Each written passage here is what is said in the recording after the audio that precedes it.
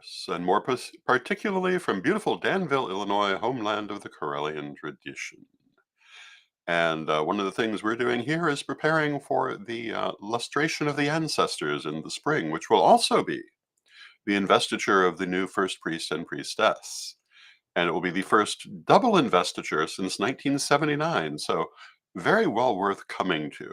There'll be much more information about this later, but it's very high in my mind at the moment, so I thought I would mention it. I also want to take a moment to mention the Corellian Book of the Dead, which has just become available quite recently. The first shipment has gone out, the second shipment is going out today or tomorrow, and we're hoping to have every copy that's been ordered out in the mail more or less immediately, and then hopefully sell some more copies. The Book of the Dead is exactly what it sounds like. It is the Corellian view of death, dying, and the afterlife, the nature of the soul and incarnation. And hello to Lynn in the chat room. And I missed I was so enthusiastic about illustration. I missed my little spiel about wherever you are watching this program, whatever platform, you can type your questions or comments directly into it. They'll show up in my chat room. We can talk directly. And I love talking directly with you. So please use that feature. Um, Today, my subject is fundraising. As you know, the last couple of days, I was talking about politics and the need for political vigilance going into the future. Oh, and hello to Lolan in the chat room. It's good to see you, Lolan. And today I was going to talk about something that the pagan community needs just as much, and if possible, likes to discuss even less, which is fundraising. And hello to Mary in the chat room. It's good to see you. And I really do love seeing all of the people who are with us for the live broadcast. I know there are many people who join after the live broadcast and see it um, in its recorded form, and that's wonderful too. But I do enjoy the fact that we can have some actual live conversation. So I'm going to start my conversation about fundraising by pointing out that if you're just a person going on your personal spiritual path, it's not really a subject you need to worry about. Um, Except maybe with buying whatever books or materials you feel you need.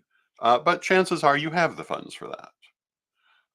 But if you're running any kind of organization or taking part in any kind of project, fundraising is something you really should be aware of, because these things, I'm not going to say they don't fund themselves, but they certainly don't do it automatically. It is possible for a project to fund itself.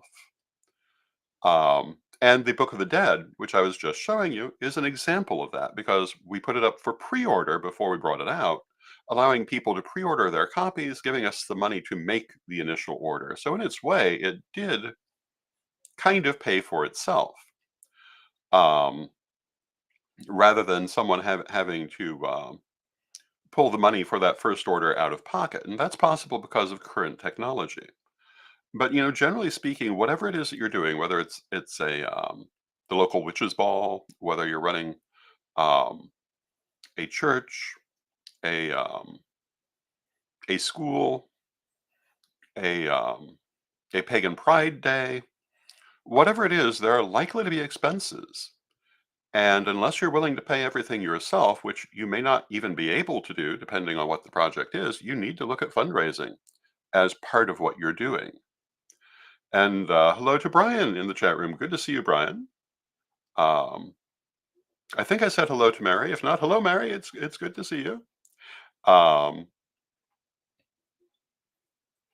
One of the things I've been involved in a lot of projects that had to have a lot of fundraising over the course of the 40 odd years, nearly 50 years of well, basically 50 years of my pagan career. Hello to Tom in the chat room. Hello to Janet in the chat room. It's good to see all of you. Um, so I have a few things I can say about fundraising, including the fact that it can be very difficult to do a project without it.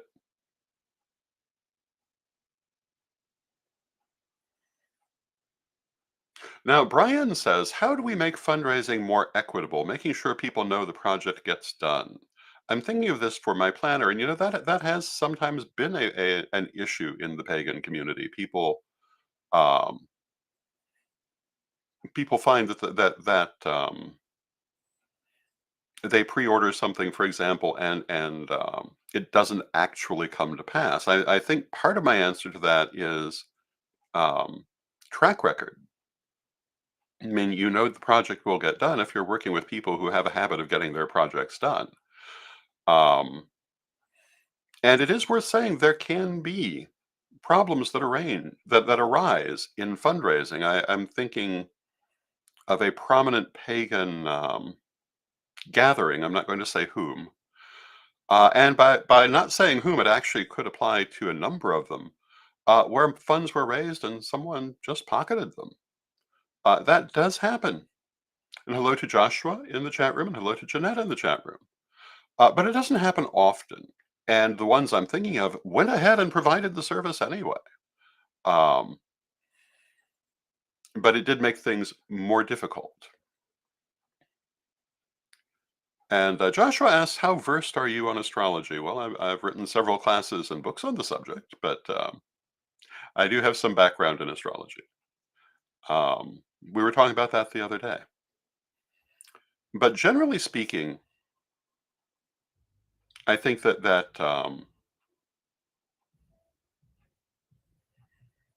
you know I often describe myself as being a grinder.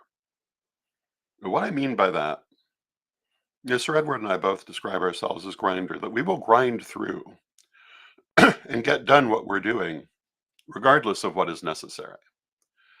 Um, that's actually how you can tell whether something's going to come to pass. If you're dealing with people who are going to give up if it becomes difficult, or who will keep going. And nobody ever made any money betting that I would not be there the following year. And even with nearly dying, here I am, still doing all the same things. And even had I died, I think I would still be an influence. Um, Now, Brian says he thinks it's very important to show the steps you've made so far. The timeline of what's next may help. It depends on how long your timeline is. When I did the Book of the Dead, I talked a little bit about the fact that I was making progress with it where I was. From start to finish, it was a couple of months. Moving quickly with a project certainly doesn't help, or certainly does not hurt, um, with the track record of fundraising. If people know that you have brought out many projects, and you look at things I've done. You have the Tarot of Hecate. You have all the different degree books. You have the Book of the Dead. You have the Omnibus. And some of those have taken months to fulfill. The second degree, there are people who feel the second degree is cursed because every time I do anything involving second degree, it takes forever. And it also has to do with just how thick the second degree is. Um, but um, but every one of these had to be fundraised. Um, Now, Joshua remarks that their motto is that astrology, numerology, and palmistry all sing the same song using different instruments. I would agree with that. I think I'd say that about. I think I'd ultimately say that in one way or another of all forms of divination. But certainly, those that deal heavily with personal character, absolutely. And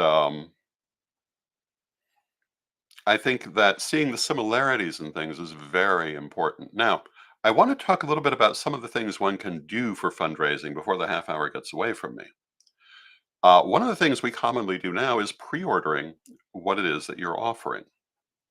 And this allows you to get the money in advance to make that first order. Otherwise, it can be very hard.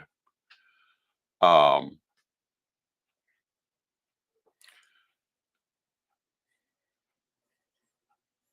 Now, Lolan says, is a statement of accountability required for how the funds are spent? Can personal expenses and spending such as food, rent, travel be considered justifiable part of the fundraising goals? I'd have to say that depends on who's doing it and what they're saying, but generally speaking, you should say exactly what you're raising the funds for. And you should stick to that, particularly if you are any sort of legal institution. And if you're raising funds for a project, they should not be used for personal expenses as such. That does not mean that there can be no recompense for the people doing the work. Um, and ideally, there should be.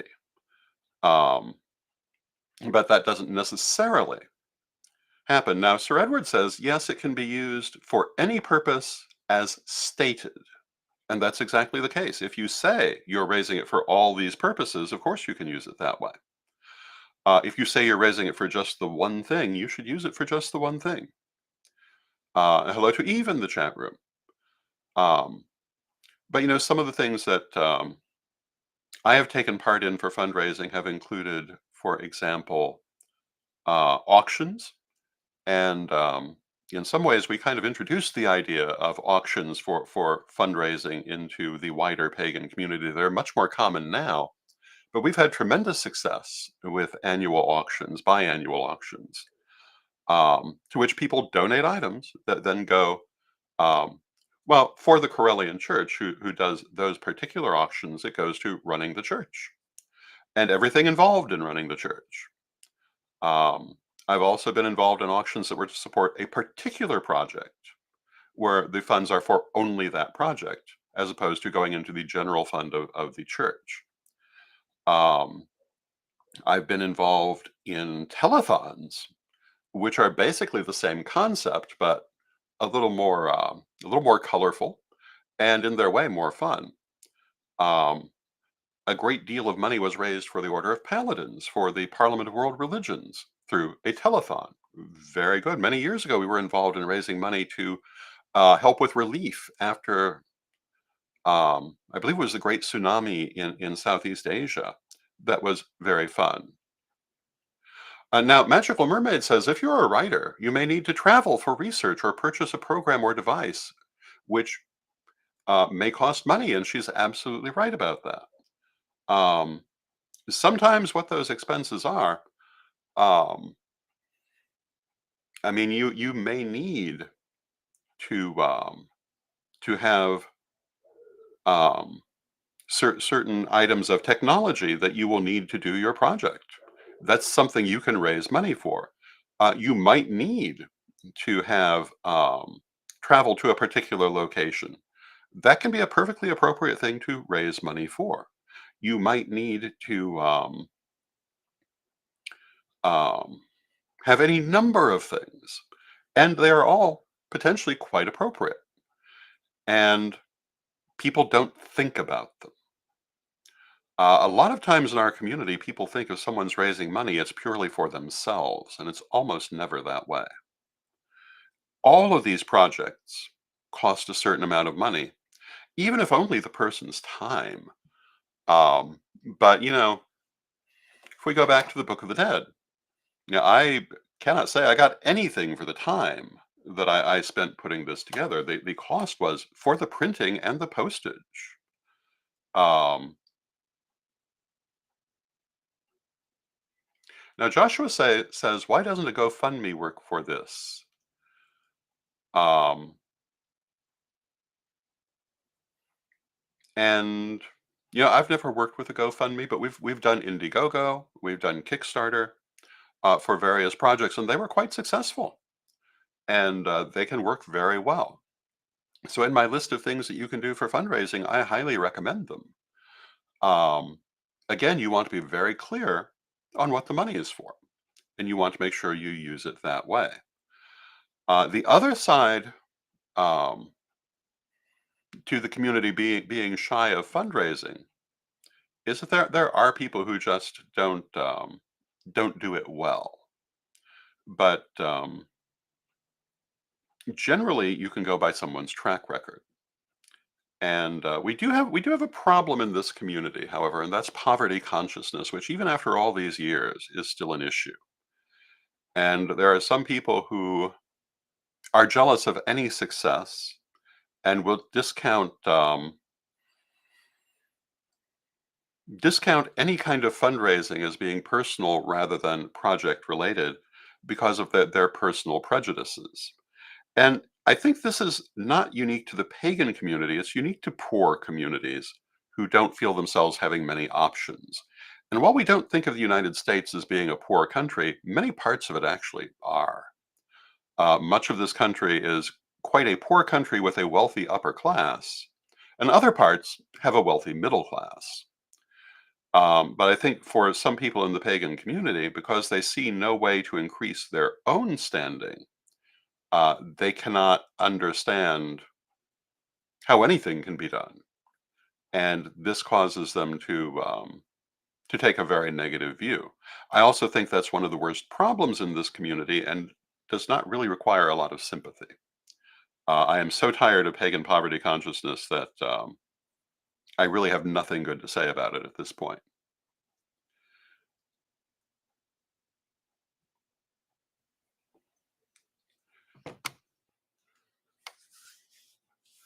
And Janet says, I'm still waiting on my copy. I pre-ordered it 6 days ago. Well, it's a physical copy. It's not a download. It doesn't get there in 24 hours. Um, it takes a little while to put it together and to mail it. Um, and you're working with actual people. And sometimes it does take a little while. And it's actually sitting in the pile behind me, but you can't see it. So it should be to you shortly. And they're on their way. I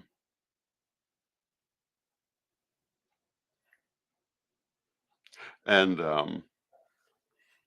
these things all take a great deal of human effort, and I think people tend to forget that. But getting back to fundraising, if you want to have them, they they need to be done and they need to be financed, or they're not going to occur. And I see people who talk about things they'd like to see in the community, but someone's going to have to do it, and they will need money to do it. We were talking earlier about the lustration. It's going to take thousands of dollars to stage that event, and that money is going to have to come from somewhere. It always does, but it takes organization, it takes doing, and I think people tend to forget that. Um, and I'm making the mistake of falling into the chat room, um, and Janet says, "Thank you." Yeah, I mean it. So to give you an example of what happens in the everyday world, as I was preparing all of these for printing, I ran out of computer ink, so I had to go and get more, which of course required money in itself, but also required a relatively long trip to get it here in Danville, and so that delayed things by a day or so, and things like that happen. Um, Now, as I say, I was reading a comment in the chat room, which is way off of our subject, but I'm gonna go back to it. And Joshua is talking about he's talking about things that his father could do, and also they've seen the departed return often, and no one mentions any god or devil. Um, and although that's a completely different subject that we've talked about in the past and will in the future, yes, you're absolutely right. When you talk to the deceased, you don't, as a general rule, hear anything like that. Um, it is for something that certain people put so much emphasis on. The world of spirit doesn't seem to do that. So, getting back to fundraising, There are all kinds of different things you do. One of the things I've done often is offer original artwork. Earlier this year, I was offering jewelry from my family collection to raise money to make the trip to Danville. Um, and I'm very grateful for all the support that I got on that and everything else. And for Jeanette, as I say, the book is actually in its package, ready to go. Um, Hello to Jason. Oh, hello to Byron in the chat room, and Byron Ballard. And Byron says the nonprofit world has great resources for fundraising. Yes, that's true. And many of our people aren't particularly aware of that, or don't take good advantage of it. Byron, as you surely know, Byron Ballard is the well-known author, and I had the great pleasure of sleeping with her at the Parliament of the World's Religions. And we both agree we would have great fun joking about that later. We shared a room for one night of that event, and lovely person, and lovely to have her listening. Um, One of the things I would like to see is our churches and other organizations taking more advantage of what is out there. Um, but it's often a specialized skill in things like grant writing to do it. And we need more knowledge in that. We need classes in that. We need instruction in that. And I'm hoping that we'll see that in places such as Witch College, which is coming very shortly. And generally, all of these things, we're only just beginning to come to our fruition. We're still, in many ways, that minority community struggling to survive, right on the edge of actual survival. And this goes back to our conversation of the last couple of days. And we have to ask ourselves, what do we want to be? Um, and I think we need to find ways to take advantage of all of these resources. So often our people just fall into pointless arguing because that's easy. And, we can't complain again. We can't say that's a pagan thing. All we have to do is look at the wider society at present and see that it's a human thing. But it's not a helpful thing. The more we can do to move forward, the happier we're going to be. Um, and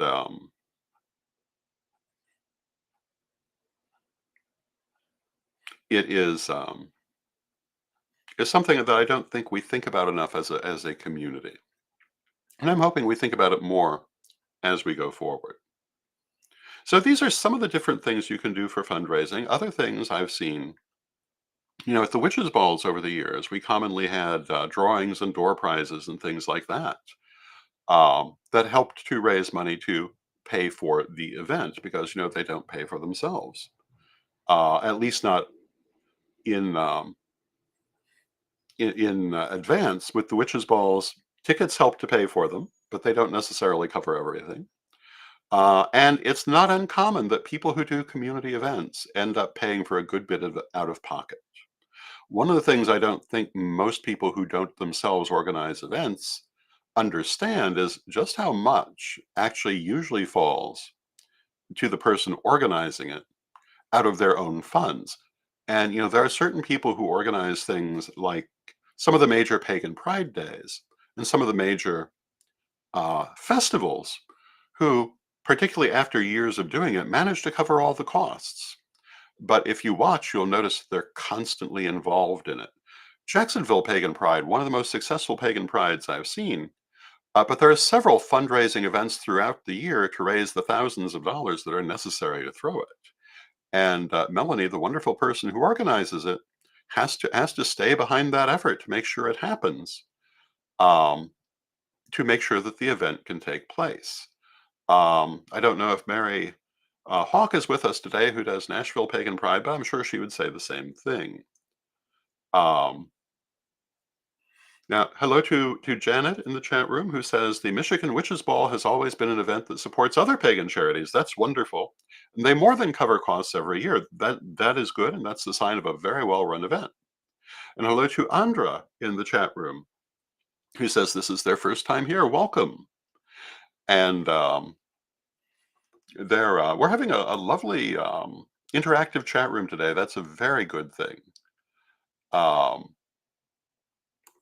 and but it does tend to leave me reading the chat room a little bit more than I might. Hello to Calvin in the chat room, and hello to Lady Lori in the chat room. And it's good to see you, my dear niece. Lady Lori is the first elder of the Corellian tradition, and a lovely person. And there are there's so many things people don't think about. One of the things, I was involved in for so many years was witchschool.com. People have no idea how much money it costs just to maintain the site. Um, the servers, the programming costs, um, any kind of marketing, all took a certain amount of money. And that money has to keep coming in for the program to continue. Um, things like Corellian.com, the site for the Corellian Church, that cost money. To be there, it is not a free site. And people don't stop to think about these things. Um, and as Lady Laurie says, people have no idea the expenses. And she also says Melanie does a great job with Jacksonville PPD. She certainly does. Laurie points out domain names. For example, I mentioned witchschool.com. You don't get the domain name for free. Office supplies. Um, the computers you're running it on, in many cases, have to be paid for from somewhere. And the individuals who are doing it, who are mostly volunteer, and most of these organizations aren't necessarily in a position to do that.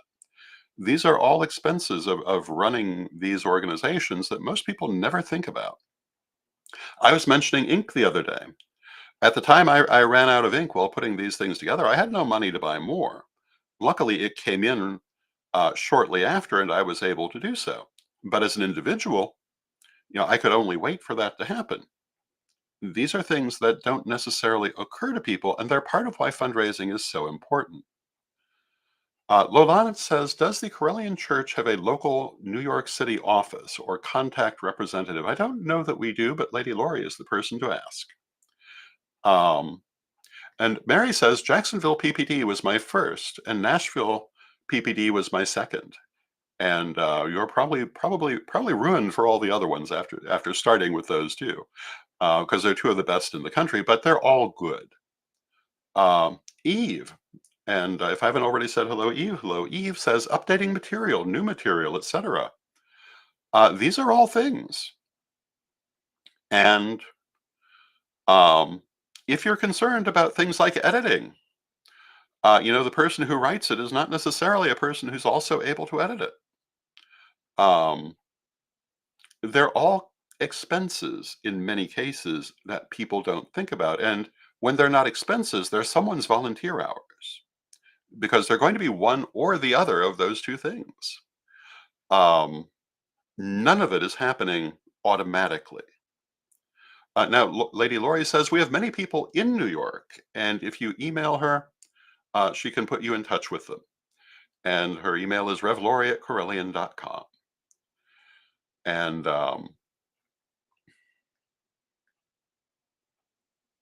And Joshua says forming a nonprofit that survives on donations does need monthly renewable income. Yes, it does.